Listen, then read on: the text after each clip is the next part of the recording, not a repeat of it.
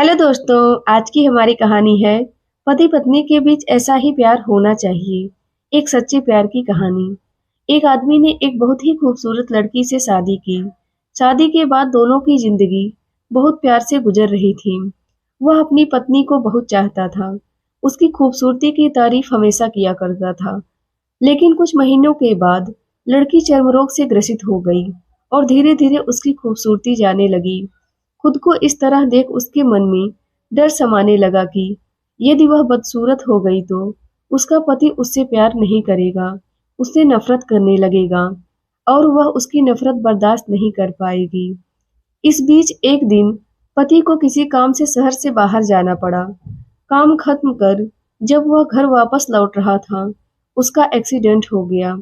Accident में उसने अपनी दोनों आंखें खो दी।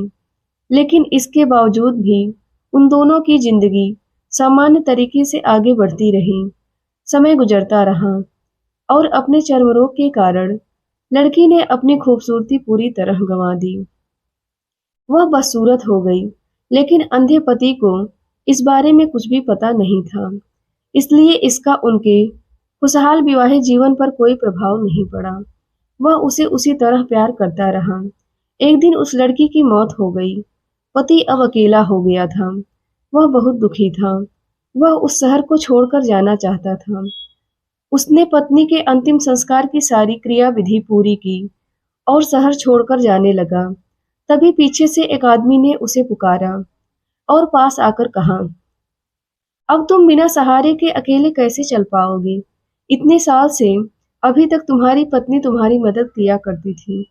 पति ने जवाब दिया, दोस्त, मैं अंधा नहीं हूँ। मैं इतने साल से अंधा होने का नाटक कर रहा था, क्योंकि मेरी पत्नी को अगर पता चल जाता कि मैं उसकी बदसूरती देख सकता हूँ, तो यह उसे उसके रोग से ज्यादा दर्द देता। इसलिए मैंने इतने साल अंधे होने का दिखावा किया। वह बहुत अच्छी पत्नी थी। मैं बस उसे खुश रखना चाहता था। इस कहानी से हमें यही सीख मिलती है कि खुश रहने के लिए हमें भी एक दूसरे की कमियों के प्रति आंखें बंद कर लेनी चाहिए और उन कमियों को नजरअंदाज कर देना चाहिए। सच्चा प्यार बहुत ही खास होता है, पर सच्चा प्यार बहुत ही कम लोगों के पास होता है। उम्मीद है ये कहानी आपको पसंद आई होगी दोस्तों। पसंद आई हो तो प्लीज़ हमारे चैनल को सब्सक्राइब करें, साथ में वीडियो को लाइक और शेयर भी करें। फिर मिलते हैं एक नई कहानी के साथ।